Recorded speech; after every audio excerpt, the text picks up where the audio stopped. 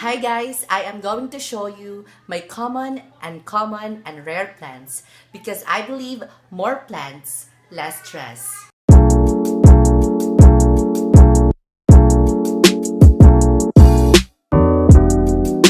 So for today's video, I am going to show you my common and rare plants. So this is my new channel featuring indoors and outdoor plants. So if you are interested and if you are new here to my channel, don't forget to subscribe and click the notification bell to update my new videos. So for today's video, I am going to show you my common, and my rare plant.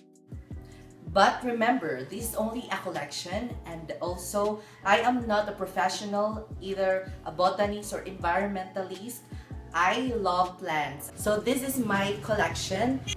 So this is my common plants. This is my Aglonema sparkling Sara. As you can see, this is very beautiful. This is common plants in the Philippines. It reminds me of a reminiscence of my grandmother because she is also planting here in the garden. I believe that this is not a pricey plant because common siya na plant sa Philippines. And then, actually, binarter ko lang siya sa earphone ko. And then, let's proceed to this cultivated aglonema also. This is a red lipstick. This is very beautiful. As you can see, wala siyang variegated. And then, this is a common plants in the Philippines. Of course, a very beautiful leaves. Oh, bigay lang to sa kaibigan ko, and this is very beautiful plant. So let's proceed to my uncommon plants. This is my uncommon plants collection. This is my two uncommon plants. So first we're going to talk is this Dieffenbachia Camille. Look at this, very beautiful leaves. I bought this because this is very beautiful and I love Dieffenbachia varieties. And it reminds me of a jungle, like, you know, it's very massive leaves and beautiful.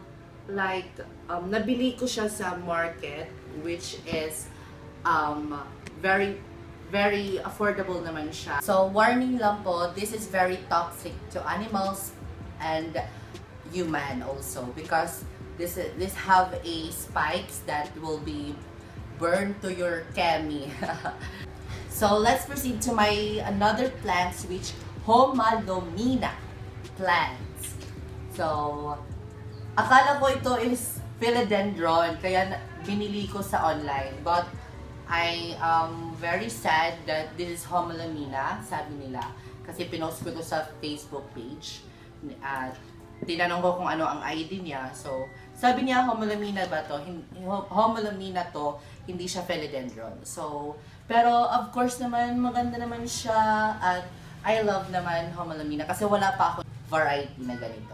So, very beautiful. Look at these leaves, massive leaves. Para siyang Philodendron, di ba? So, bakit siya tinawag na uncommon plants? Kasi very unique yung leaves niya. So, hindi kasi sila mabilis dumami. So, ayan, kaunti lang sila. So, ayan, uncommon plants lang sila. So, this is my uncommon plants and let's proceed to my rare plants. Rare plants, and this is very, hindi ko na siya ipit. So, as you can see, this is my 3 rare plants. I collect them since the quarantine began. So, this is first my Alocasia Black Velvet. Bakit siya rare? Kasi mahal siya sa market at kaunti na lang ang meron nito. Rare siya dito sa Philippines. If I'm not mistaken, kung hindi po ito rare, just comment down below.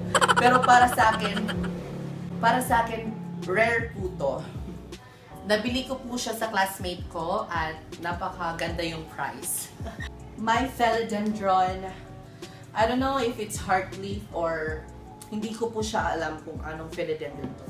As you can see, meron na po siyang leaf na lumalabas at mabigat siya.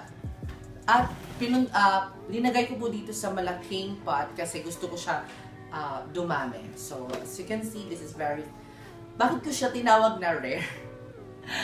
Kasi Philodendron is rare. Char. So, ayan. Ito yung Philodendron ko. Next is, very rare ito. And of course naman, na marami yung pangarap magkaganito. So, ako din, this is my wish list. So, oh my gosh, natupad na talaga yung wish list ko. So, this is my Alocasia Zebrina. My Alocasia Zebrina. Look at these massive leaves. Look at this. So beautiful. And napakaganda siya. Rare talaga siya. Bakit siya tinawag na rare? Kasi endangered plants na po ito. Sa mga nanonood po, nabili ko po siya sa seller na merong certified kemi. Basta certified siya na seller. At hindi po siya nagbebenta ng ganito kung wala siyang permit. So, aware lang tayo sa mga ganitong plants kasi endangered plants na po ito. At bakit siya ganun kamahal kasi ilang na lang yung mga collectors na mayroong ganito. So, as you can see, this is very beautiful. Look at this zebra like formation of the stem. So very nice. So, this is my Alocasia. And this is one of my favorite plants today. Tomorrow, iba naman. Char!